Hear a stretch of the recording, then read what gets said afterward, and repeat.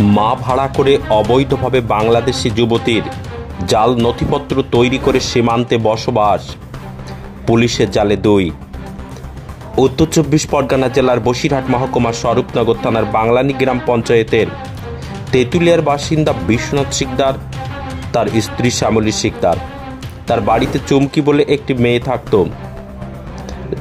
স্থানীয় বাসিন্দারা আর বাড়িতে আশ্রয় নিয়ে একাধিক প্রশ্ন তুলেছিল। সম্পূর্ণ অবৈধভাবে শ্যামলী জাল নথিপত্র তৈরি করে চুমকি শিকদারের আশ্রয় দিয়েছিল। পুলিশের কাছে একটি অভিযোগপত্র জমা পড়েছিল। পুলিশ সুমোটো মামলা করে তদন্ত শুরু করে। চাঞ্চল্যকর তথ্য উঠে আসে।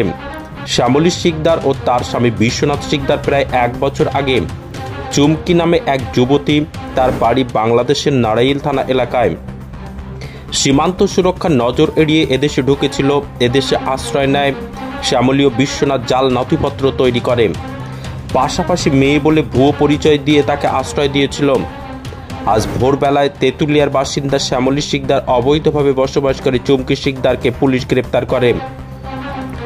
তাদেরকে আজ বসিরহাট মহকুমা আদালতে তোলা হয়েছে। পাশাপাশি বিশ্বনাথ শিকদারকেও আগামী দিন গ্রেপ্তার করা হবে বলে জানা গেছে পুলিশ সূত্রে।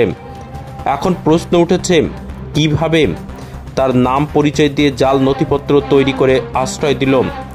এর পেছনে অন্য কোনো বড়সড় চক্র আছে কিনা সেটাও খতিয়ে দেখছে তদন্তকারীরা।